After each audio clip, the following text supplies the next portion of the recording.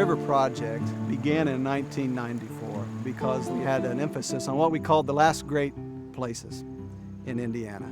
We called them Hoosier landscapes. And the Blue River is a true gem for several reasons. One is that it is primarily spring-fed. Everything is draining beneath the surface. When those cool waters reemerge in springs, that oxygen-rich environment is very good for the animals that live in there. And there are 100 species of freshwater fish in the Blue River.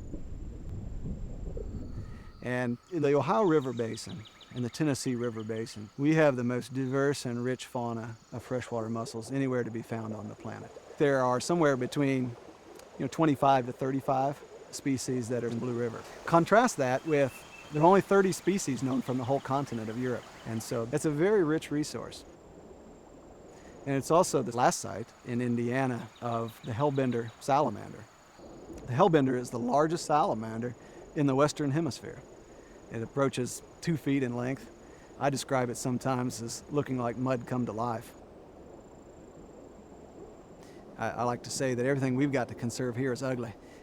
I mean, what do we have? We have Allegheny wood rats, bats, and hellbender salamanders. Those are sort of our 3 flagship species, and those things aren't viewed as charismatic animals. And we don't have things that are magnificent in the way of landscapes. We don't have the ocean, we don't have the spectacular mountains either, and yet these forests are very rich, and these lands have many species that are beautiful in their own way and significant.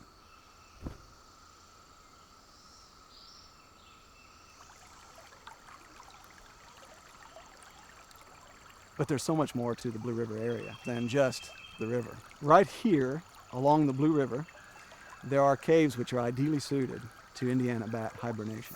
Approximately 1/3 of the world's population of the federally endangered Indiana bat hibernate in these caves. And so that's extremely significant on a global scale. If we just protected those sites where they hibernate, it would not be sufficient because bats aren't in the cave all year. They live most of the year out in the forest. They need a certain number of large, dead or dying trees where they can get beneath the bark, thermoregulate themselves to stay warm. And so there is a larger degree of sensitivity now in managing forests and the animals that are fully adapted to that environment.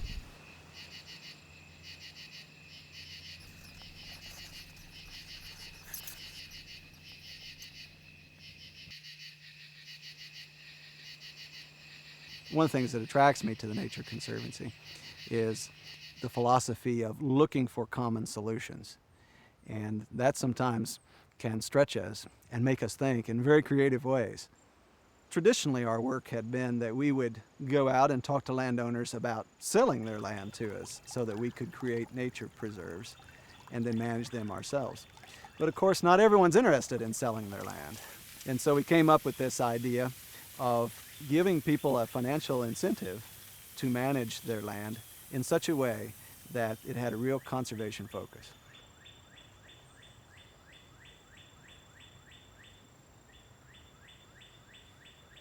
The Forest Bank is a program of the Nature Conservancy. The purpose was to encourage private landowners who own these forest tracts to think about managing them in a better way than they may have otherwise. My name is Pete Schickel. I lived there all my life. Joanne, my wife, is my partner for 61 years. We thought that would be an opportunity as a good investment to enroll in the Forest Bank, and they managed the timber cutting, and it was something we didn't have time or didn't know how to do it. One reason we're in the Forest Bank, we feel like there's a need to preserve our forest land. There's a lot of things we don't know about forest, and there's where we depend on the Forest Bank professionals to give us expertise on forest management.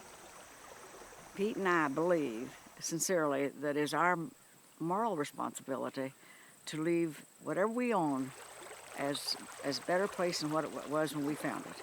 And you should take care of what you've got and make it better for whoever's going to follow after you. People's going to follow us. And Show a good example, I guess. Try to. The amount of public land here is less than 3% across the whole state. These places are owned by private individuals. Many of them will sell to us, but some of them, the land is very important to them, and they want it as a legacy. So we have to work with them because much of the biological riches of this area rest still on private lands.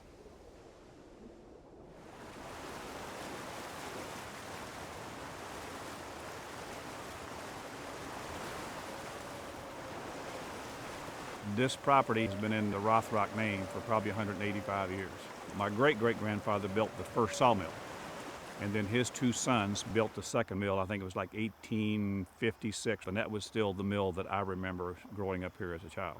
When I was probably in high school, we cleared some property up on top of the hill here that we could use for hay, probably 7 or 8 acres. You went in and tilled it and cleaned it by hand. And so when you put that kind of work into land, you get a pretty strong allegiance to it. So I've inherited that allegiance to the land, and even my sons have that same allegiance to the land. There's just something about preserving it and keeping it in the Rothrock name. The Nature Conservancy would like to purchase some of this property here because it's along Blue River. So we were having a conversation about that, should we? And my oldest son said, you know, do you think we should sell? He said, your ancestors would come out of their graves and get you if you talked about that. Alan came out and we toured the property, and he has that same kind of allegiance to that. He doesn't want to see it develop and homes put in and this sort of thing. And basically it's to preserve property and wildlife habitat, like say for the bats. So it's not economics at all with us. You look at it strictly from an economic point of view, I'd sell the whole thing and take the money and bank it and live high off a hog and travel and do whatever you want to do. But I think most of it to me is just preserving the history of this area and the Rothrock family in general and their achievements.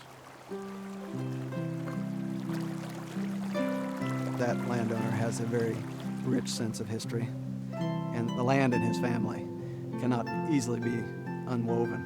And so the land is valuable to him because his family is valuable to him. Here in southern Indiana, where the culture is very conservative, and change sometimes comes slowly, there still lies beneath all of that something of a land ethic. People have lived and taken their living from the land for generations.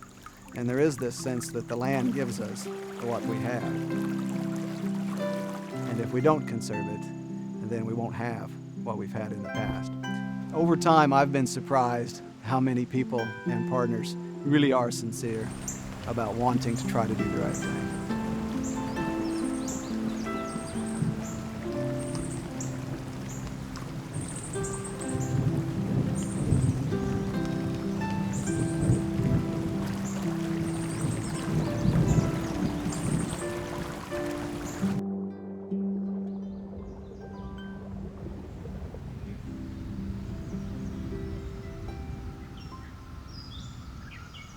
My husband and I bought this land in '65, and it was quite a thrill when we found additionally that the glade was here.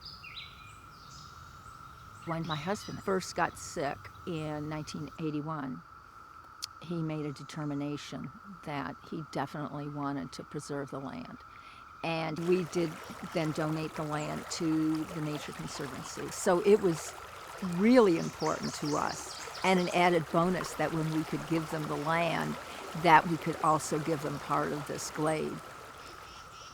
It's important to preserve things that basically are disappearing. When they're gone forever. And that's such a sin. When I walk through these woods, I just feel so close to nature. I feel close to the earth. I feel a part of the earth. It wasn't a sacrifice for us to give this land. It wasn't a sacrifice at all. It was giving back. It was giving back. What is it about the human spirit that likes wild places? And what is it about us as humans that like knowing that there are places where animals and birds and wild things still persist? Is it a built-in desire and reflection of the Creator that we see in creation that somehow is down deep in us? Is it something just peaceful about knowing that there are things that are timeless? And in this hurried society in which we live, the timelessness of wild places is comforting to us and brings us peace. Maybe there's some romantic notion that centuries ago no one knew the limits of the earth, but today the earth seems so small, and we yearn for that time again where there were places that were unexplored, and there were places we can be away again and lost from what otherwise is so harried and rushed in our lives.